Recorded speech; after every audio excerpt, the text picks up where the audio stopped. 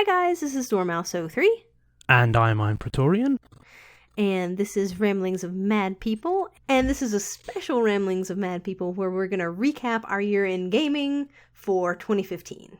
So we wanted to kind of start with some games that didn't release in 2015, but that we played in 2015 that we want to recognize as being awesome games, and some of our favorites from this past year. Yeah, definitely. And so you have those games that, just get put on the backlog or that you can't purchase until the next year. And sometimes it gets muddled in your head. Sometimes it was muddled in our heads. Yeah, games when released something came out last year that we thought released this year, and it's like, no, wait a minute. It's actually not this year. Yeah. And so, I thought it was just maybe a good idea for us to at least talk about some of those things, because some of these games I actually enjoyed more than some of the games that released this year. So I think when I'm talking about my year in gaming for this past year, these are definitely worth mentioning, and I think for you too. Yes. We both have 8 games on this list. My first one, or I guess my number 8, is Far Cry 3 and Far Cry 3 Blood Dragon, which I sort of class as one thing. I know Blood Dragon wasn't technically DLC for Far Cry 3, but, it was more like an expansion, I guess, of that game with a little bit different mechanics and whatnot. But I had great fun with Far Cry 3. Some of the mechanics weren't amazingly implemented, but I thought... And some of the story stuff, I hated the protagonist. But I really liked Voss, and that kind of elevated the game for me. Just the gameplay and getting around and destroying things and, letting tigers out of their cages and all that madness was enough for me to make it one of my top experiences for this year. And Blood Dragon was really cool too. I liked the 1980s style of it. It was just crazy fun. So that is my number 8. My number 8 is Dark Souls, which I got as a Games with Gold game, I think last year, and got round to playing it this year, which is awesome. It was, I guess, equally fun and equally frustrating in equal measure, just because of the kind of game Dark Souls is, with it being like a higher difficulty, and it doesn't have so much of the help that you get in some of them like normal games, modern games, where like you get a chance to not walk off a ledge and kill yourself. So it was fun adjusting to all of the perils that are present in the game, and I enjoyed the currency XP system that was just souls, so it was nice and simple. And then I went with a magic build and had a ton of fun, apart from the 4 kings. If you've played the game, you will understand what I mean, especially on New Game Plus. Yeah, I think all in all, good game. Achievements were good, except maybe getting all the weapons was a bit frustrating, a bit grindy, but other than that, I would definitely recommend it. Number 7 on my list is Sleeping Dogs.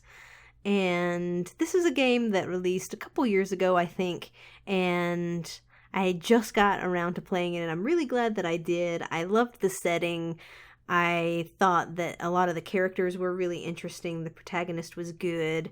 And it was interesting to sort of be playing in a GTA type game, but as an undercover cop instead of a true criminal.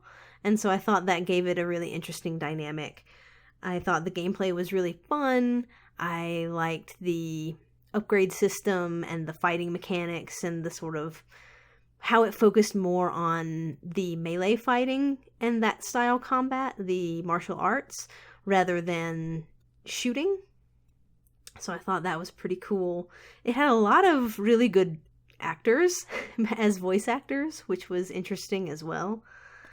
And all in all, I just enjoyed the story. I thought that it was a good game, and the DLCs for it were pretty fun as well. So that was my number 7. My number 7 was Thomas Was Alone, which is a platformer about different quadrilateral shapes.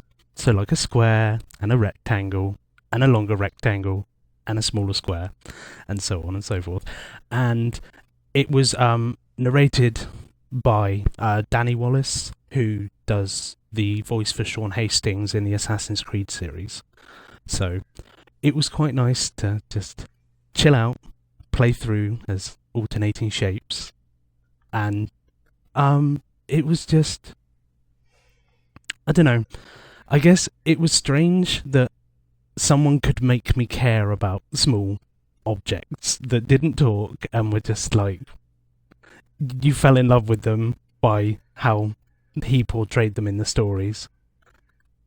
And I enjoyed the final plot and everything, so I would definitely recommend Thomas Was Alone. All right, my number 6 is a game called Valiant Hearts. I thought that it was a really like simple sometimes 2.5D, I guess, side scroller. Although I may be wrong about the 2.5D. It was mostly 2D. But it was pretty simple mechanics, but the story was great. What I think I remember most about that game is the music.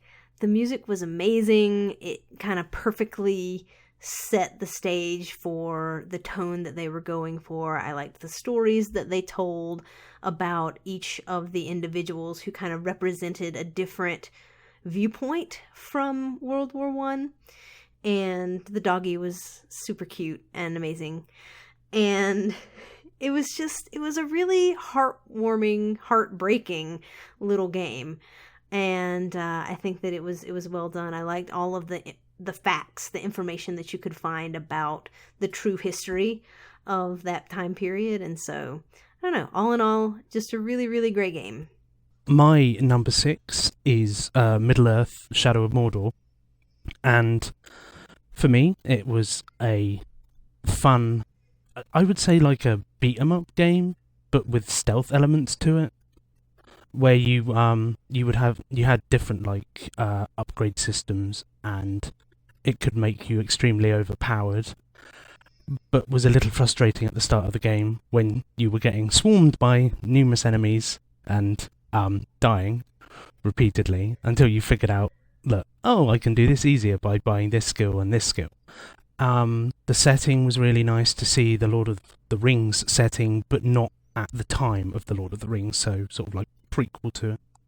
I had a few irritations with the game. It had glitched achievements for me, which took me a while to get, which was annoying. And then they added some DLC modes to it, which were effectively challenge modes that were fun. If they didn't have the time limit in them, it would have been a lot easier to get through them and a lot more enjoyable. But I would say the main plot of the game worked very well, and I would actually like to see a sequel. All right. So, interestingly enough, my number 5 is Shadow of Mordor, Middle-earth: Shadow of Mordor. I always forget the Middle-earth part. But I liked it from most of the same reasons. I thought that the story was good. It was interesting to be back in the world of Lord of the Rings, but have kind of it was like a prequel to Lord of the Rings. Yeah, it was. And to be able to see how that played out, knowing kind of what we know about Lord of the Rings and how that story happens. And so it was interesting. I liked the protagonist. I liked the story of it. I liked the mechanics. I would say that it's similar to the Batman Arkham games, but not 100% the same. You had different abilities and powers and skills and that kind of thing. The Nemesis system was really interesting and interestingly done. And so having that was cool. And I agree, the DLCs were good. Like, the stories of the DLC were good, but then it also included a challenge mode onto it, and so you had to do the challenge mode, which implemented this time limit where you had to go and kill all of the people in particular ways and whatnot, and those could just be frustrating. And I think that you're correct, it's because of the time limit that was imposed on them that made them more frustrating than they had to be. But we got through it, and that didn't really stain the game too much for me. Although those things can definitely kind of put a damper on the fun that I have with something. But all in all, it was very enjoyable, and I liked it. So, number 5 for me. Interestingly, my number 5 is Valiant Hearts, which I thoroughly enjoyed the setting. It was really interesting to see all the different viewpoints from all the different characters they switched to during the timeline, and like all of the collectibles had their own little stories around them and gave you more information, and the mechanics worked really well. It was like a glorified point and click game, but that didn't detract from like the action in certain sections, and the music was really good. And it was just, the dog was MVP for me as well. It's just, and it was heartwarming and heartbreaking, as Dormouse said, in equal measure. I don't really think I can add anything more to that, because that is really how the game was for me as well. Number 4 for me was Kingdoms of Amalur: Reckoning. I always forget when they have like a colon in the title. Yeah. I always refer to them as one part of it or the other. It's just, I don't know, I guess I'm strange. Anyway, so Kingdoms of Amalur: Reckoning. I am really sad that there probably will never be another one of these, because it was just such an interesting world that they created. I think maybe not the most original story ever told, but it was told well. The writing was good. Some of the major characters were interesting, and it was just a really cool world that they developed in that game. And then the gameplay was just really fun. It was a very, very good RPG. If you enjoy RPGs, this is probably one of the best of the past 10 or 15 years. And it's just sad to me that it probably won't go anywhere, because they left it so set up to have a sequel. Not that it didn't wrap up well with the main story, but it just kind of begged to be continued. And so I love the mechanics. I loved sort of sneaking around and being my little rogue type that I always play, and shooting things with the bow. And some of the boss fights were interesting. Some of the boss fights were a little infuriating as well, because I only played through on the hard difficulty. And so I probably made it a little bit nasty on myself. But it had some interesting set pieces. The cities were all kind of varied, so it had 5 or so major areas, and they were all pretty distinct from one another. You know, you had the sort of swampy, foresty area, you had kind of the plains area, you had the desert area, you had the snowy area, and that might have been it. And just the races were, you know, kind of well fleshed out and interesting. It was just good. It was a good world, and I wish that I could see more of it. My number 4 is Deus Ex Human Revolution, and I said that properly for a change. I would say this game is probably in my top 10 of all time. It was well executed. The game mechanics worked really well. It had a great skill tree, so you could make it so that you could run in and be really combat heavy and kill people, or you could go the route that I always go, which is I'm going to go through stealthily and not kill anyone, and hope for the best that no one saw me as well. But I like the setting, the sort of like the techno future that's kind of a bit broken and kind of gritty, and you see the corruption and the crime and the people pulling the strings in the background. The boss fights were fun for the most part. There's one thing I'm glad I did or didn't do before one of the boss fights, if you ever play the game, you'll understand what I mean. And I would say that I am thoroughly looking forward to the sequel within this universe that should be coming out next year, hopefully. I think they pushed it on to August because they were going to bring it out in the first quarter. Yeah, that's right. August. I would also say, if you're playing it, buy the cloak ability, because I stupidly didn't buy that until halfway through the game and then realised I was making it harder for myself because I'm stupid. But it was also fun. The edition I had the DLC incorporated into the game, because the DLC in this sense is like a snippet of time that's kind of missed out in the main story. So it was nice to have that just slotted straight into the game, and it follows on. You can play through it, and then you have the last part of the game after it. So it was nice and streamlined. I also like the protagonist. He was an interesting character. And the twists and turns of the plot. So I would say, yeah, thoroughly enjoyed that game. Number 3 for me was Far Cry 4. And number 3 for me is Far Cry 4 as well. So we can kind of talk about this one together. We aligned on one of them.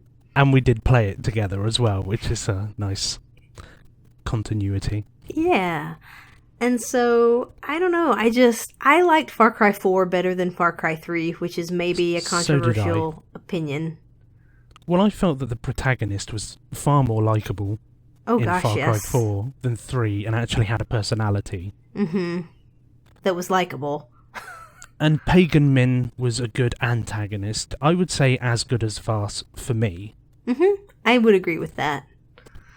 I think that Voss was good, and I think that Pagan Min was good, and it didn't feel like they were trying to do Voss again, which I think was something that I was concerned that they might be doing. That kind of psychosis, yeah, I guess. I guess that's inherent in some dictators anyway. Right.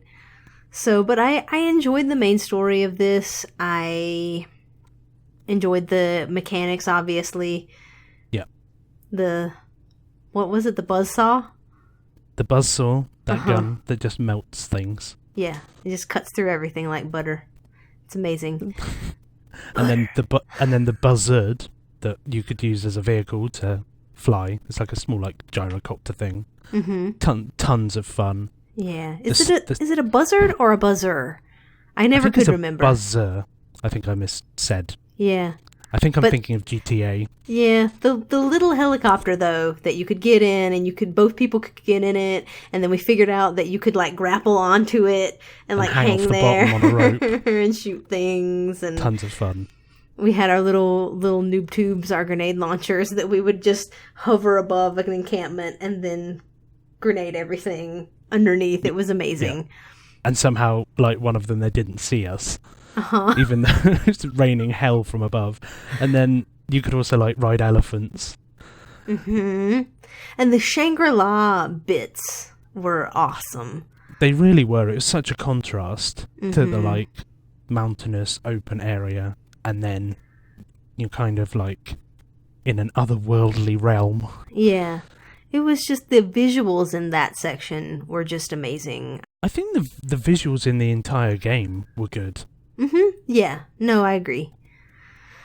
And then the upgrade trees and everything worked really well. Yep. And craft system worked well too. Mm-hmm. Having those legendary animals to go after and whatnot. That was a neat. It made it so you couldn't become OP without actually doing something. Mm-hmm. Yep. Absolutely. So yeah, I think Far Cry 4 was great fun. I enjoyed it a lot. Definitely my favorite Far Cry thus far. Yeah, I've played all of the Far Crys, and that one is definitely my favourite.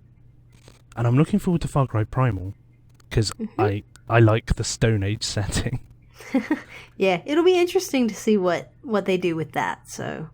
I did see some gameplay for it, and it looks promising. Awesome. And you get woolly mammoths instead of elephants, so there's nice continuity there. Yeah. So, very cool. Far Cry 4, number 3. And for you too. Yeah. So, number 2 for me was The Wolf Among Us, which is a Telltale game.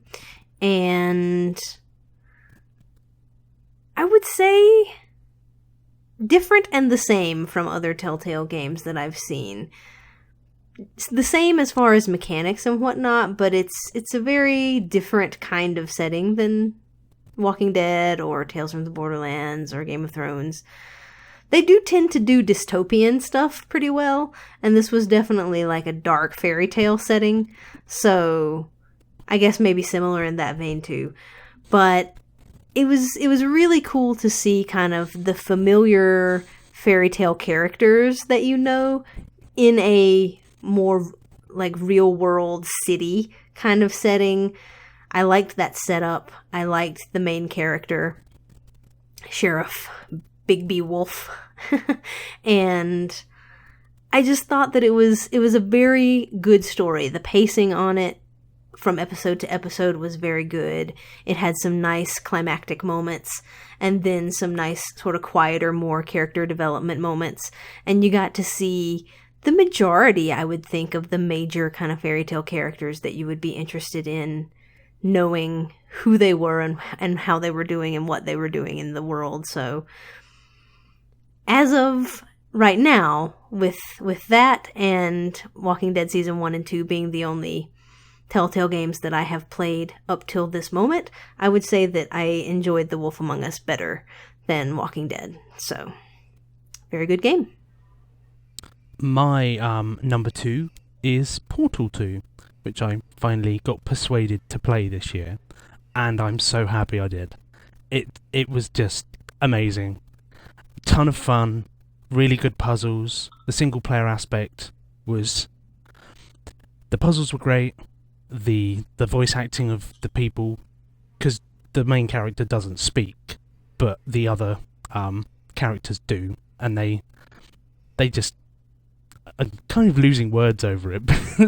It's just trying to describe how good it was without someone having played it is a bit difficult. I guess I enjoyed the setting as well, where you're just like confined to multiple obstacle courses in the vain hope that you will escape confinement. And you have Wheatley, who is like your guide through and friend, kind of. And then you have GLaDOS, which is the like supercomputer that's putting you through these tests because that's what she does. It's marginally insane. But anyway, there was also a Johnson. Oh, Cave Johnson. With the later in the game, you end up being able to listen to some of the earlier recordings for the facility before the kind of dystopian future you're in. And yeah, Cave Johnson does a wonderful job as well. I can't believe I forgot him. It's like there's too many games this year. I'm trying to remember all of these facts about all these different ones, and I think the same goes for you. Mm-hmm. But the co-op was also really good as well. It was because some games you find like they do a really great single player and then the co-op leaves a bit to be desired, but it felt like the co-op was there from the start and that they put a lot of work into it and the mechanics worked well and the puzzles they were challenging, but they weren't really difficult. And if you could communicate with your partner, it was really fun. And like the emotes as well just made me laugh. I'd end up playing rock, paper, scissors with you because I was bored. So yeah, I would definitely recommend Portal 2, and I'm hoping that I've done it a good service with my ramblings of this is amazing. Yeah, definitely. Portal 2 is one of my favorites of all time too, and so I'm really glad that I convinced you to get that one. Yeah, so definitely. Awesome. Right, so my number 1 for this year of games that were from not this year was it's just very weird. We're very weird people. It's a mouthful.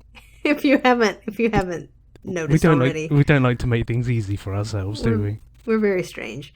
But my number 1 was Dark Souls 2, which is probably self-explanatory. I love Dark Souls 1. I love Dark Souls 2. I think watch her channel, you'll understand. Even wait, better. You're on here. Wait a minute. So yeah, I had a great time with that. I think the mechanics were really good, and that's really what you're looking for from that kind of game is, do the mechanics work? Are the fights fun? Are the bosses interesting? Is the world interesting? and I think it was all there for me. I liked the way that, again, this is very similar to the first one, but the way that the story and the gameplay are integrated. You know, you go in and your character doesn't really know a whole lot about what's happening. You don't really know a lot about what's happening, and you have to sort of find your own purpose and forge your own way. And there is kind of a quote unquote path that you're supposed to take through it, but through that you can take many paths and have many adventures along the way that other people may or may not have in exactly the same way that you do. And it's a very, very fun game if you like that style of game. And so that was my number one. I loved it. I thought it was awesome. My number one is Dragon Age Inquisition. I will say that I did play a lot of the game last year, but I did finish it this year, and the DLCs came out this year. So Dragon Age Inquisition for me is number one because it had a great setting that was laid out in the first two Dragon Age games. It's well defined. It's nice that you can play as a different character than you were before, so it doesn't have to follow on their story, which is cool. And then the gameplay mechanics worked really well. There were lots of classes you could play as and specialize in different things. So if you like magic, you could play as a mage, or if you like sneaking, you can be stealthy, roguey, or ranged, and then you can play as a warrior, or you can play like somewhere in between. So I ended up playing as Knight Enchanter, which was amazing and just destroyed people. And then I also enjoyed the setting for all the different areas that you could go to, and they were all contrasting. So you could go to like the desert area, and then there'll be like a kind of tropical area and an alpine area, and sort of like the sort of wasted elvish area, which was awesome. And then the DLCs, I would say probably the Descent was my least favourite. It felt like it was a bit rushed, but Jaws of Hacken and the Trespasser DLC were really good. The Trespasser DLC is the best DLC in that game, by far, because it ties the story up really well, and I'm looking forward to the next game. But I would also say the companions were really well done. There were so many different... They were so different, and it worked really well. And it was just funny, like, every decision you made would impact on them. So even if you didn't have them in your party, they would still approve or disapprove, because it makes sense, like, it would travel by word of mouth, or they'd be nearby, or whatever, so that was awesome. And, like, the creatures in it, dragons, and I guess I just really enjoyed the game and can't get into words how good it was for me, but I would definitely recommend it, and I'm looking forward to next year and having a game as good that I haven't played yet. So the next part of our sort of games for 2015 are the games that we would have liked to have played, but we either haven't been able to buy them yet, or haven't got round to playing them yet because our backlogs are so large in one of our cases. Mm-hmm. So yeah, I'm looking forward to playing Mad Max, which looks like a fun sandbox kind of apocalyptic future game. I mean, it looks kind of like, I guess, if it's as good a sandbox as like GTA with the post-apocalypse of Fallout, then I'll be happy. One that I'm looking forward to playing is Metal Gear Solid 5: The Phantom Pain.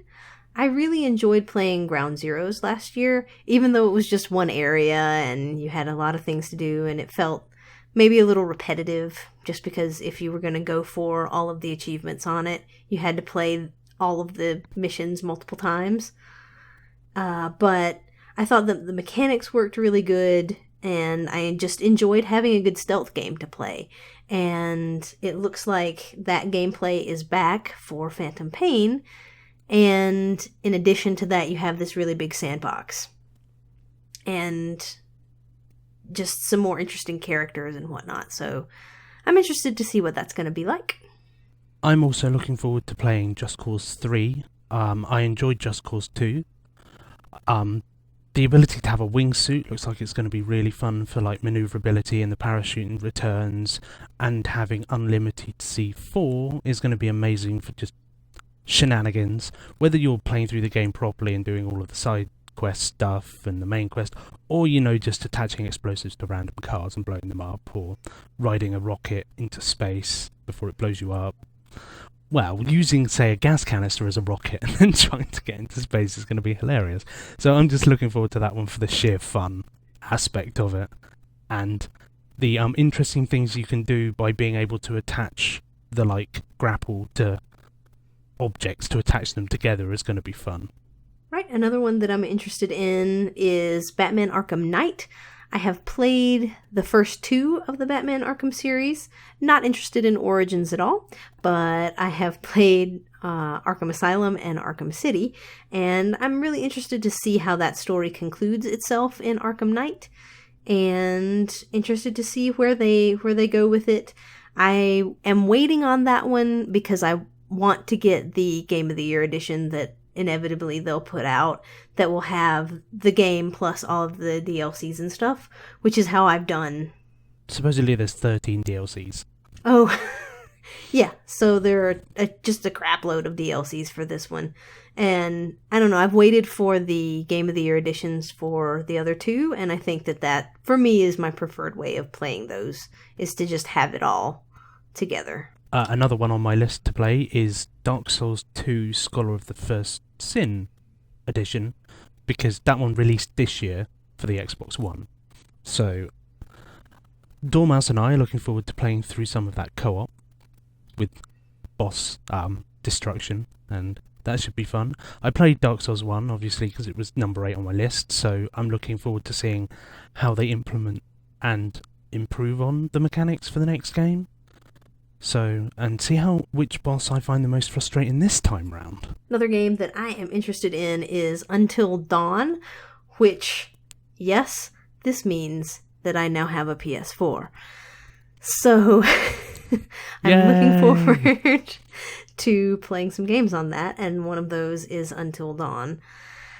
It looks like right up my alley. It's a horror game. It's kind of in the vein, I think, of Life is Strange, which is very story driven, butterfly effect based on your choices and whatnot, and I've heard that it's really good, so I'm extremely interested to see how that game plays for me. Another game for me is Ori and the Blind Forest, which is a platformer with abilities that looks like it will be fun. Might be frustrating in certain areas, but for some reason I do end up playing platform games a lot.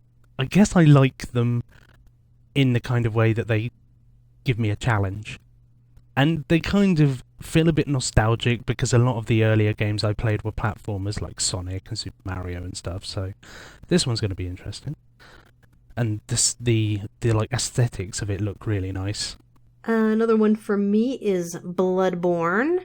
Since I enjoy the Dark Souls series so much, I know that I've got to play Bloodborne. I think it's going to be really interesting to see how the mechanics of that game are both similar and different from the Souls series. So, what I've seen of it, I like so far, and I'm going to really look forward to playing that this year. I'm also looking forward to playing Halo 5, which I actually got for Christmas. So I will be playing that hopefully early next year at some point. I mean, I've played nearly all of the other Halo games and thoroughly enjoyed them. I played the Master Chief Collection. I'm looking forward to seeing where they're going to go with the story after Halo 4, because I would assume that they'll have a Halo 6 as the trilogy roundup. So it'll be nice what direction they go in with it. I'm looking forward to maybe testing out the multiplayer a little bit. Not that I'm a big fan of multiplayer, but also with the co-op and having a team of 4 Spartans and them having their own AI as well. So if I say play it with Dormouse, we'll control 2 of them, and then we'll be able to control or command the other 2 to do certain things. So it'll be interesting to see if they have better AI than the Marines in other Halo editions. And the last one on my list for things to catch up on from this year is Tales from the Borderlands, which is why I said when I was talking about Wolf Among Us, of the games that I've played thus far that are Telltale games, The Wolf Among Us is my favorite, because I feel like that may change with Tales from the Borderlands. I've heard very good things about it, and I enjoy the Borderlands series, but I really hate the grind in those games, and so I feel like Tales from the Borderlands for me I'm probably really going to like it because it will have the humor and the storytelling from those games without all of the grindiness that comes with the FPS RPG. FPS? Is it an RPG?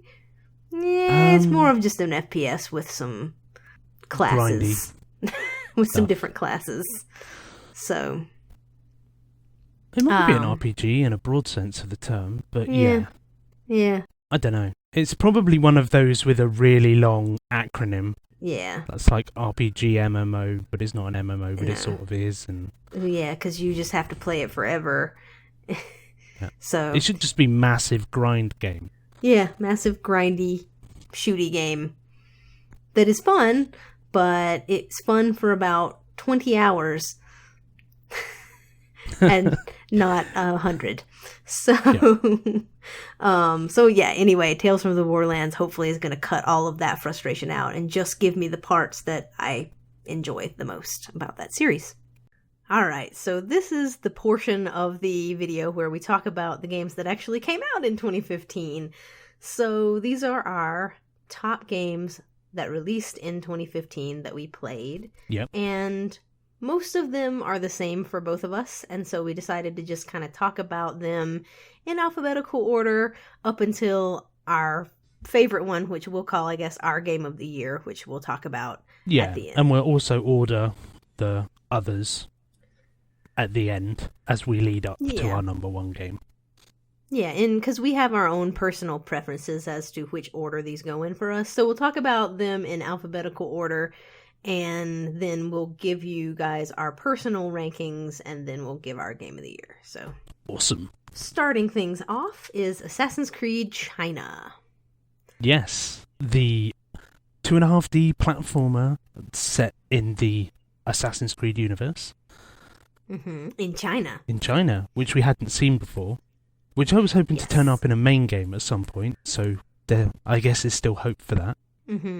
Yeah, I mean, I think that if people enjoy these, that these settings are definitely not out of the picture, but it was nice to see it regardless, even if it is just in this game, because I think this game was really well done. It really impressed me a lot more than I thought that it would. Yeah, because I've, for some reason, played quite a few platformers this year, and this one definitely stands out as one of the top. The mechanics worked really well. You could play it different ways, so you could be very stealthy or very combat heavy, but you'd have to be careful in the combat because, like Assassin's Creed, it does gear towards being more stealthy, so you are more likely to get killed. And I think in this game in particular, as compared to the other, like the regular Assassin's Creed games, that this really punished combat more and rewarded stealth more than the regular Assassin's Creed games, which is cool, and I think played to the type of assassin. It lent itself to the type of assassin that the protagonist was, and so I thought that was pretty good. It was fun to go around and be sneaky, and the mechanics worked well for the most part. There was one piece of glitchy cover. Yeah, but that in the entire game, I would let them off a little bit with that. But having it at the end of the level was a little bit frustrating for you. And having it at the end of the level and the checkpoint it was a bad checkpoint on top of a glitchy piece of cover that kind of messed things up there for that particular chapter. But it's minor. I think that's a minor thing for us who really want to get all the achievements. But other than that, the game itself was really fun to play. I thought the story was good. And it looked so good. It was... It captured China for me. And the locations were nice and varied. It wasn't like very repetitive, like you're running through the same city or the same like background all the time. Yeah, the painted style I thought was nice. I thought the music was good. It was nice seeing a little cameo from a familiar face. Yes. And voice acting was good. Yeah, it was nice to see that familiar face in the role that they're in. Yes. And I think the main character is voiced by Leliana from the Dragon Age series. So yes, we knew it was going to be good when we heard her speak for the first time. Yeah, so that was good. And I don't know, it was just a fun little game. I really enjoyed it. And the next two in the series are releasing early next year, so there'll be Assassin's Creed Chronicles India and Assassin's Creed Chronicles Russia. So I will definitely be playing those. Yes, I am looking forward to them as well, although I probably will wait for them to go on sale like I did with China, just because I have a lot to play here at the beginning of the year, but I'll definitely be picking them up. Next up is Assassin's Creed Syndicate. Yes, indeed. And so we've kind of talked about this one before, but yeah, it was good. It was just so fun. So fun. It flowed so well. The setting was great. The mechanics worked well after the debacle that was Unity and all the glitches. And I don't know, I enjoyed the story for the most part.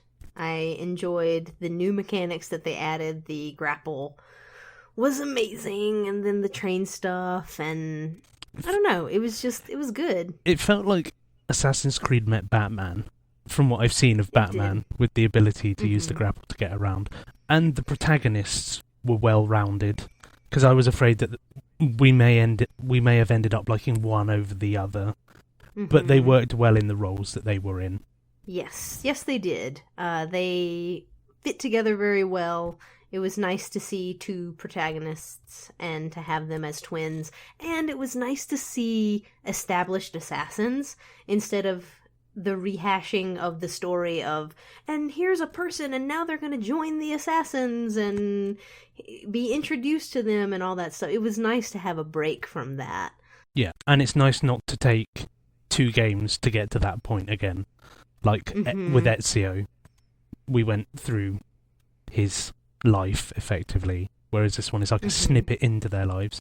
And also, when we talked about it before, the DLC, the Jack the Ripper DLC, hadn't been released. I know you haven't played it yet, so no spoilers, but I did thoroughly enjoy it myself, and I thought that it was well done, and some of the new mechanics they introduced actually worked really well, and something I hadn't really considered before, but it was cool. So I look forward to you playing it so we can discuss that. Very good. It's nice when the DLCs don't ruin it, you yes. know, or when they don't feel like tacked on or like they ripped it out of the game. Ha ha ha! Jack the Ripper ripped out of the game. Lol. And lols. And so that's good to know. But as far as the main game went, I had very few issues with this game. There were a couple of characters. There was one character that I didn't particularly care for. Yeah. And one little side plot that I didn't particularly care for. But overall, I enjoyed it. Enjoyed the characters, enjoyed the mechanics. I feel like it was a nice return to form for the series. It dusted itself off after Unity. And brought back to its former glory days, I think. And it makes me look forward to the next one. And it really, and I said this before in our longer discussion about this game, but it makes me really look forward to the next one hopefully being in the same universe in the timeline? Timeline. I can see them going further back again. I could too. But they could also go forward to one of the areas that we explored within Syndicate, which is promising. But then also with like the Chronicles games being set in 2 other countries as well, 3 other countries including the one we've played, it's like they have potential to end up anywhere, I guess. They do. I feel like it makes it it makes it confusing for me when they have a good game with some good mechanics and then they go to a different setting where they then have to scrap those mechanics and scrap those characters and start again. It makes it feel like it is a real crapshoot as to whether or not the game's going to be one that people really like or one that they really don't, because if it's too different from the previous one and it's like, oh, all the mechanics that I loved from this one before are gone and now we have these new things that I don't particularly like, or all the characters that I liked from the last one are gone and now we have new ones and you either like them or you don't, it makes it very up and down. And so I wish that we could stick with I think that's what the problem something that works. People had with 3 was because we'd had Ezio for so long, and like Revelations tied in with Altair's story as well, so that was cool. And then we get this new character who's very different, and we haven't had 3 games to get to know him and fall in love with his quirks and whatever. But it was good that like I would say like Assassin's Creed 3, Assassin's Creed 4 and Rogue all play into the same time period. Like they're all different facets of the like Connor's family through time, kind of. So it was good that they did it that way, but the trouble with Unity is it feels standalone. Yeah, whereas hopefully because Syndicate was good, we want it to carry on being good and for people to be able to play through maybe not the like protagonists in this one's story again, but you know, somewhere within that timeline, like their parents or if they have children, maybe. Right. Yeah. I feel like there's so much that they could do with it, and I don't know, we will see what they do with it. So anyway, we've veered a little bit away from we have, but it's fine. The actual game, but that's okay. It's ramblings. It happens. It does. All right. So next is Fallout 4. Yes. Fallout 4. Fallout 4. The new wasteland simulator with added chalk. Yes, indeed. With added chalk. No, for our discussion about Fallout 4, where we effectively tore it to pieces, it's still a very good game. Yeah. For me. It is. Okay, not a very good game, but a good game. Yes. The mechanics worked well, the setting was great, and if I just put the main story aside, I did enjoy the companion mechanics. I did enjoy being able to build settlements. I did enjoy being able to run around the wasteland and do side quests with someone with me and get different perspectives on different things. So, I'm looking forward to DLC for it, because I guess our opinion of Fallout 3 and Fallout New Vegas was impacted by the DLC, so I'm not gonna be too detrimental of Fallout now until I've seen the whole package. I'm just hoping that it's not going to be found that it was on disc the whole time. Yeah. No, I think there were definite problems with Fallout 4, but overall, I agree it was a good game, and it deserves recognition. You know, it was a Fallout game. It has a lot of those elements of Fallout that if you're a fan of the series, you love. It has the world that you explore that has its quirks and characters that are interesting. And it has, I think, some of the most interesting companion characters in any of the games. And it has some interesting side quests and some interesting places to go explore. I liked the crafting system for your guns and your armor. I enjoyed the town building simulator thingy, even though it wasn't, I think, as optimized as it possibly could have been.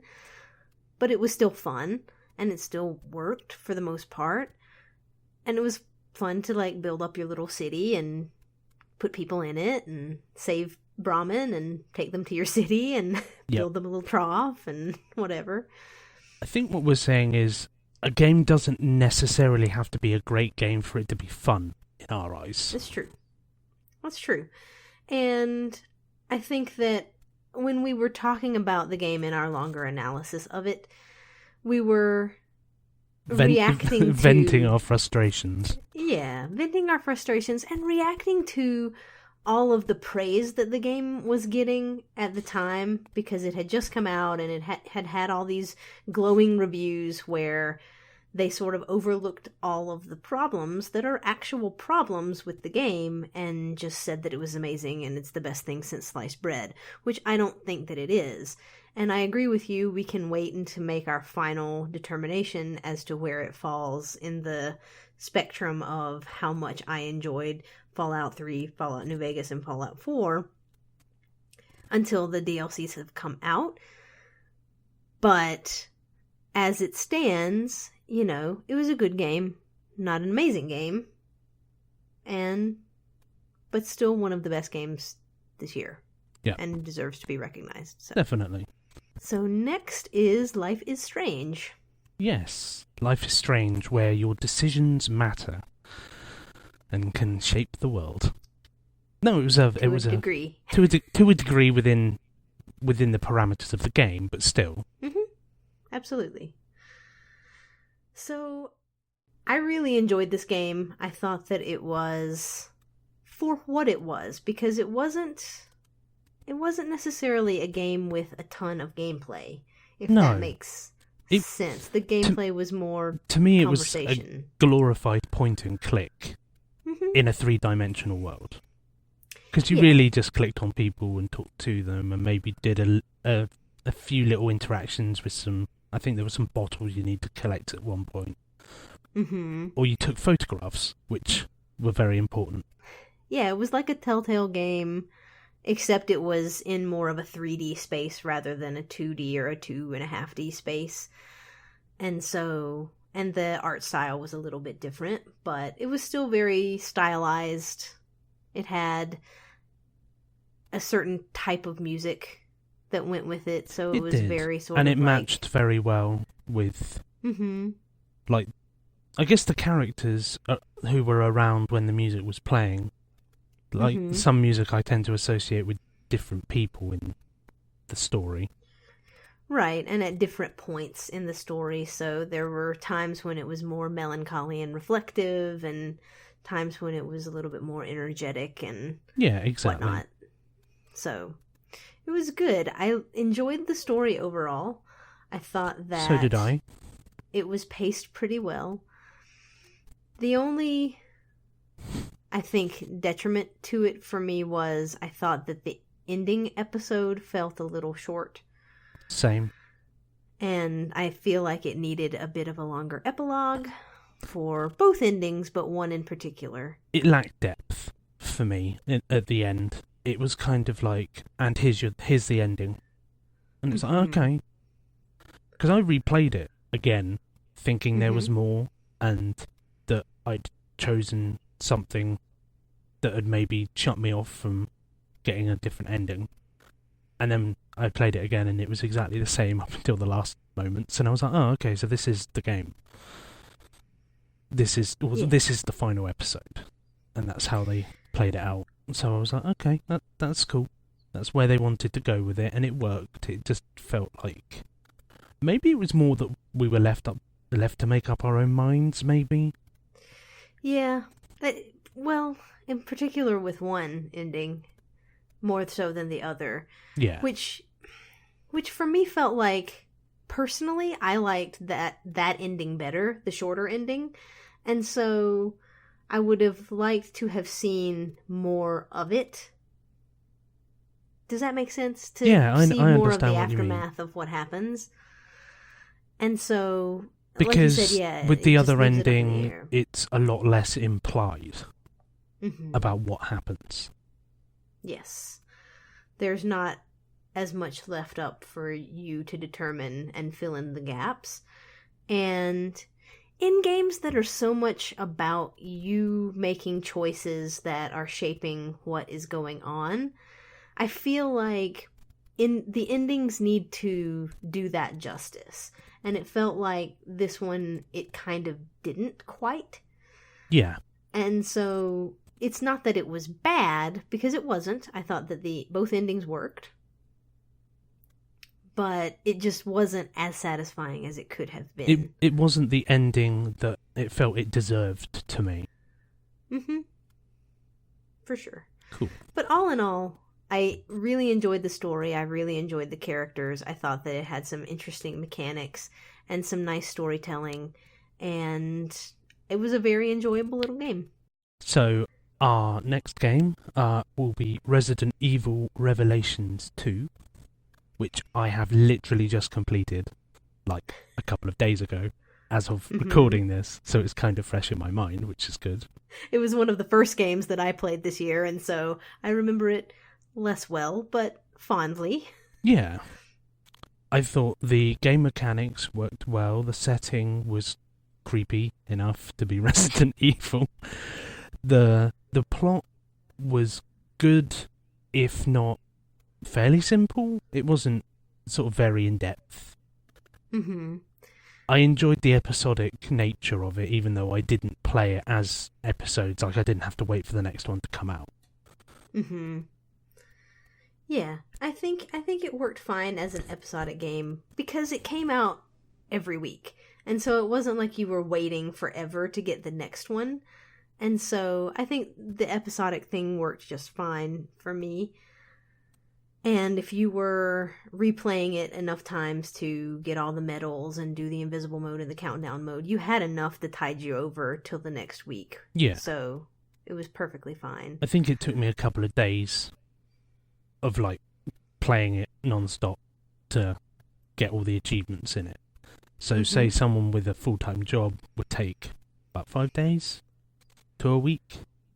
So it was well timed for the releases. Yeah. And so I feel like I enjoyed the mechanics. I enjoyed the characters that they brought back. Claire and Barry, who were familiar, and then Moira and Natalia, who were new to the series. They worked well together. Like, the two pairings didn't feel like they were off. Like, I don't think it would have worked as well if you'd have had Barry with Moira. No, I don't think it would have either. I liked the dynamics that both of those pairs had.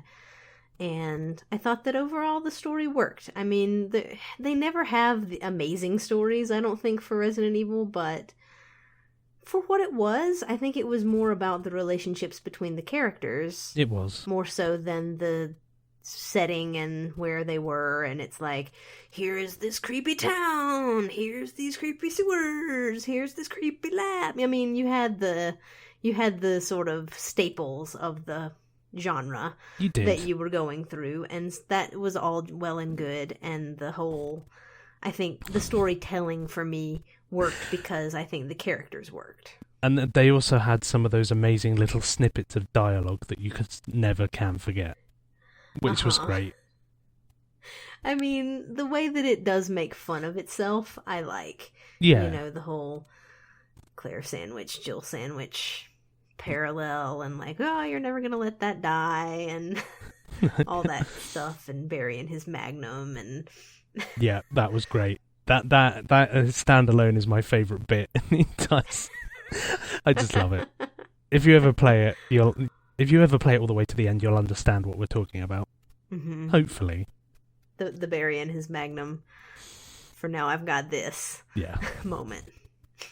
So, yeah, I liked it. I think some people still will say this isn't a proper Resident Evil game because there's never going to be another proper Resident Evil game because we're not in that era anymore. And also the fact being where it's more action. They've done so many different iterations with the series that what is a true Resident Evil game anymore?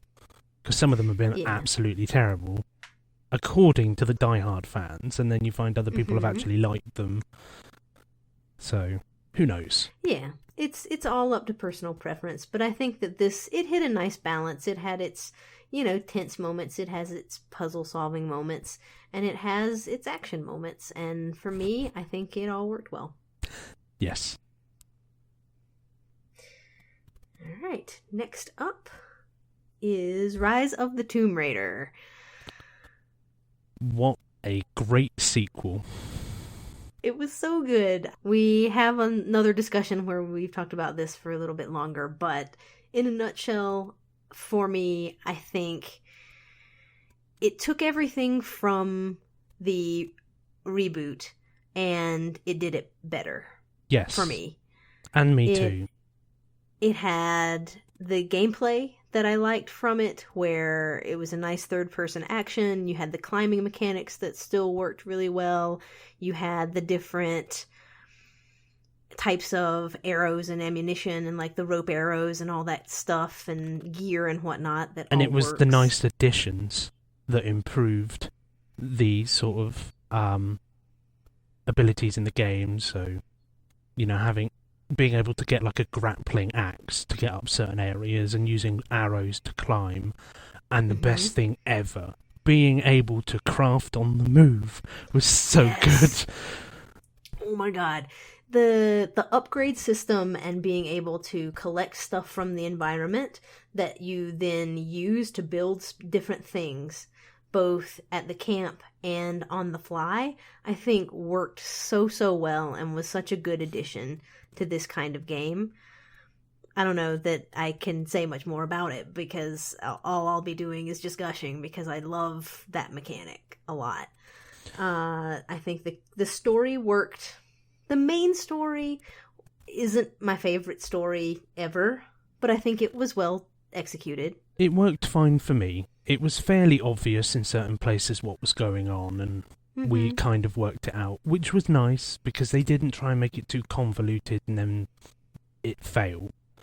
Right. And I would say for a game that released on the same day as Fallout, it's definitely as good, if not better. Yeah. And it's... You mean the story or the game overall? The story. With, the high praise that Fallout gets, and it may overshadow Tomb Raider, that Tomb Raider is definitely worth playing. Oh, yeah. I agree. And the main story, there were positives and negatives for me. I think character-wise, I think I liked this just as much, if not better, than the first one. I think Lara had great character development. I preferred this one to the first one, personally. Yeah. I think the antagonists were better in this game than they were in the reboot. I felt they were better defined. Mm-hmm. And you got to see more of them. So you could understand them better, whereas like Matthias, we really didn't see that much of other than a few short cutscenes. I felt like the interactions in this one were more fleshed out, which was nice. I think the voice actress, Camilla Luddington, I think is her name, does a fantastic job as Lara. I hope that she sticks around for many more games because I think that she does a great job with all of that emotion being showed and the motion capture and all of that stuff. It was nice. I think it was good. It was nice to see the return of the puzzles in the puzzle tombs that were actually more fleshed out than in the reboot. And they actually meant something, so you could get abilities that weren't unobtainable from anywhere else. So it actually give you an incentive to do them within the context of the game and not just, a puzzle tomb, let's go and do that just because it's a puzzle tomb. Right. Yeah, I think that the tombs were much better constructed. Yeah. They were a little more complicated than they were in the first reboot, which was nice. And overall, I think it was just a gorgeous game. Like, you look at this game and you think, this is next gen, Yeah. This is what this current generation of gaming is supposed to be. Especially the cutscenes. Yeah, you just look at, and even out of the cutscenes, though. Yeah, the lip sync worked perfectly. The lip sync worked perfectly in the cutscenes. The environments looked amazing. I just think about the one tomb that was the ship in the ice. You're like, how the hell did that get there? How amazing that was, and how pretty, and it was just good. It was a fantastic game, and I really enjoyed it. Yeah, I guess to stop us talking about more, you should go and watch our other discussion. Probably. Our next game is Tales from the Borderlands, which I have played, but Dormouse has yet to play. So I guess I will be discussing it with Yep. as few spoilers as possible. But out of the Telltale games that I've played, which is very limited, this is definitely my favourite. I like the characters and their character development throughout the episodes, the side characters. They brought in a few from the Borderlands games that we'd met before, and they were well done, and it was good to see some like further content with them in. I enjoyed the setting. The story was really good. Twists and turns. You're not entirely sure what direction they're going with, and how your decisions affect how certain things play out. So I will keep it brief, and hopefully we can discuss it further in the future when you have played it. So what would your ranking be from, I guess, least favorite to most favorite of this year? My number 8 would be Life is Strange. My number 7 would be Assassin's Creed Chronicles China. I would put Resident Evil Revelations 2 as number 6. Number 5 is Tales from the Borderlands. Number 4, with some irony I guess, is Fallout 4. Rise of the Tomb Raider is at number 3. And my number 2 for the year is Assassin's Creed Syndicate. Very good. And so my order, which is slightly different from yours, would be number 7, Assassin's Creed Chronicles China. Number 6, Resident Evil Revelations 2. Number 5, Fallout 4. Number 4, Life is Strange. Number 3, Assassin's Creed Syndicate. And number 2, Rise of the Tomb Raider. So I think we're fairly in line, but a little bit of differences there. So we thought we'd let you guys in on our personal feelings of how we would rank those things. We definitely agree on most things, which is cool. So, our game of the year. Yes. Would you like to do the honors? Yeah, I think that this is probably... People will probably know what this is now that we've said all of our other ones. I would hope. But, I would hope. But game of the year for both of us is The Witcher 3 Wild Hunt. Yes. Hands down, my favourite game out of all of the games I've played this year, not just the ones that released this year that we've played, but the ones in the backlog. Mm-hmm. And there's some absolute crackers in there. So, yeah, Witcher 3, hands down, ton of fun. Really great game. Mechanics worked well. The story was great. The story was so good, I went back and did a third playthrough just to listen to all of the conversations again from the main story. Mm-hmm. It was so good. There were the only problems that we had with it were such minor things that in the scope of such a huge game where so many things could have gone wrong, they're just such tiny little things. So it's like the fall damage was too much before they patched it. Yeah, Geralt deciding to put his sword away midway through a combat situation because an enemy's hidden himself behind a wall, so he can't see him. And the horse mechanics weren't the greatest. Yeah, and I think that's world. all of the things that we decided were detrimental to the game. Mm-hmm. And again, it's just so minor in comparison to everything else that was amazing about the game. The combat worked really well. The skill trees were awesome and provided, varied ways to play through the game that were all viable, which is nice. Yeah, because you and I played fairly similarly, but our builds were different. Mm-hmm. Which was awesome.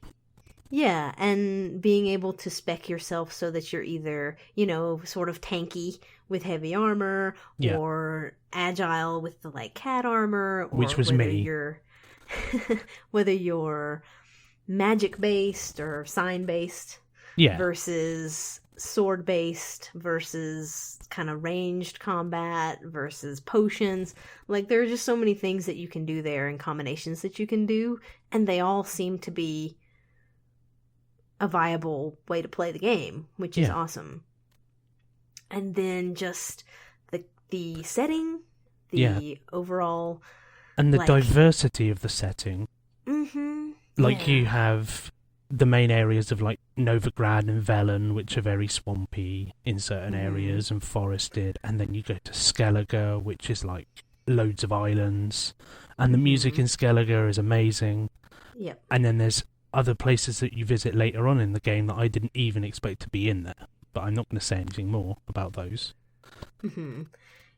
Yeah, it was just, the locations were great, and I like that you mentioned the music in Skellige. The music overall was fantastic, but in particular that one main song that they play when you are in Skellige is probably one of my favorite songs in a game ever.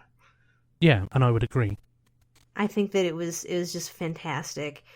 The characters were amazing. Of course you like Geralt. I mean, if you've played any of the other games, he's a really good protagonist. He's almost as sarcastic as I am, so it was nice to find a kindred spirit out there.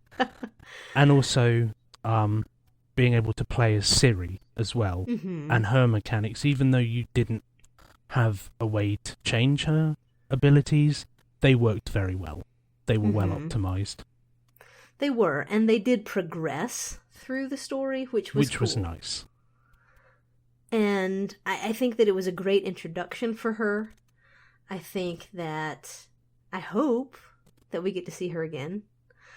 Because we have one more DLC coming out as well. We do have one more DLC coming out. But I either in that or in future games, I would love to see her again. I liked both Yennefer and Triss. Yep. The we both differ on which one we prefer, which is cool. Well, and I like that they made both romances possible. Well done. And possible. I'd love to see a poll of which, like, how split it is between which one people choose. I would hope that it's around 50-50. I would imagine that it probably kind of is, because their personalities are so different and whatnot, that I would think that people might be split. And whether or not you've played Witcher 2 and or 1. Witcher 1, which we haven't. We played 2 but not 1. Right. You may prefer one or the other just based on your experiences with Triss in those two. Yeah. Or if you haven't played those games, you may not know who Triss is, and so you may not have a preference based on, And then it gives you the from interactions prior within Witcher 3 to gauge which one you would like. Mm-hmm. Or neither. I Or guess neither. there's a choice for neither. There is a choice of neither, which is good. I think that Diversity allows people to play how they want to play, and I think that it was all of them were well done, so it's good. Yeah, and also the other side characters you interact with, like Zoltan and Dandelion and the other sorceresses. We hate Dandelion, but his character was well done for us. Yes. We didn't hate him because he was a badly made character. We just didn't like his character. Right. And I think that's a distinction to make. Yeah. It's not you can dislike like someone, because but it doesn't mean that weren't they're well written. rubbish. Yeah. So Zoltan, Dandelion, some of the other characters, the Bloody Baron. Yeah, he was good. And the crones. And Krach and his family. What is her name? Ceres. Yep. And Hjalmar. Ceres and Hjalmar. But mainly Ceres. Yeah. Were awesome. And it was good. So many good parts to it. And the world was so open. Yeah. So you had all the little intricacies with all the people interaction, and then the world worked. Like, you'd be riding across Velen, and you'd be attacked by different enemies in different areas, or you could just go and stand on a hill and listen to the music and watch the sunrise, or accidentally fall off a cliff and kill yourself, or somehow slide down a cliff and not die, which I've done a few times, and then fall in the water and get eaten by drowners. But yeah, it was a ton of fun. I like the diversity of enemies as well, which I guess goes to like Polish mythology, because that's what the game is based on. So that's awesome that we get to see different creatures that we wouldn't see in other games, like drowners and foglets and the insect ones that I can never remember. Indraga. Indraga, there we go. Yeah, I think the monster design, it was so good. Like, everything about it was so good. This is just going to turn into the praise fest at the end about The Witcher 3. It was just so good, and when you think back to it, just everything I remember about it is so good, and I think that's what tells me that it was a great game, is that the stuff that I remember about it is just so amazing. And the crafting. The crafting worked really well to be able to get different armors depending on what you wanted to use. So, like, you'd have the bear armor that would make you a tank. You'd have the griffin armor that made you better with signs, I think.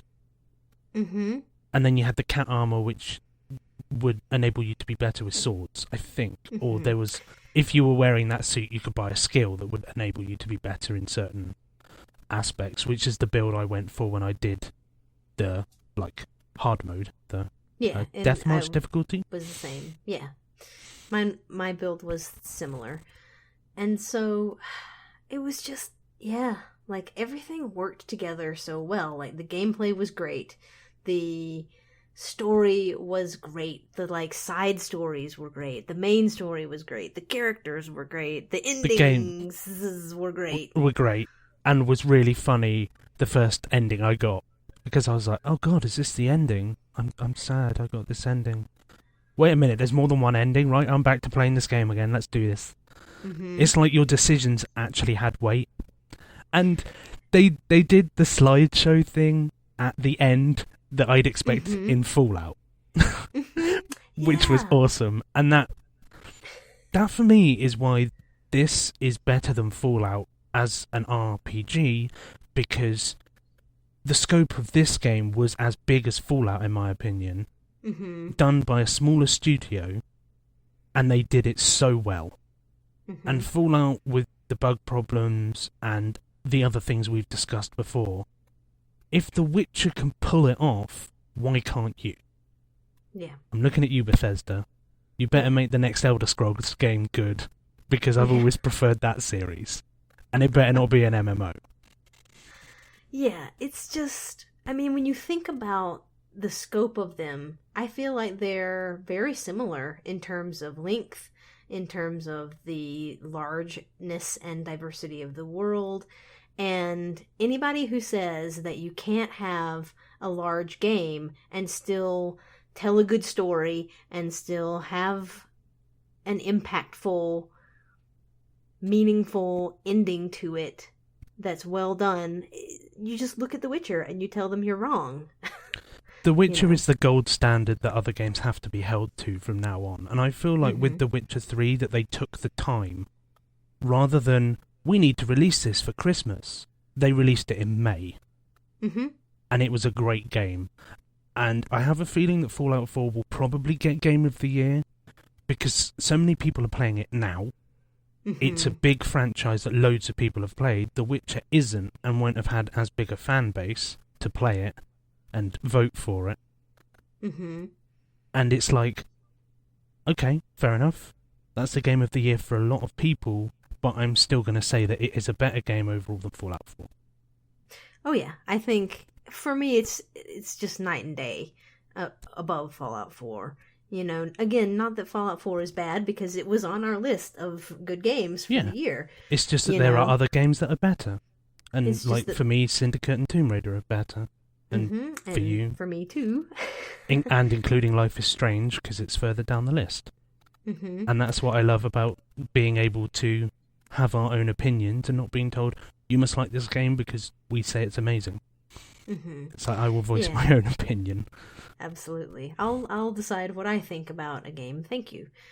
And encourage other people to do the same. And, you know, if Fallout 4 is your game of the year and you had a ton of fun, and you had a ton of fun with it, then that's awesome. Yeah, you know, we're really happy that you've enjoyed it. Yeah, nobody is telling you that you're wrong for having that opinion. We're just saying that in our opinion, and for the things and reasons why we play games, The Witcher 3 was by far superior. Yes. For us. Definitely.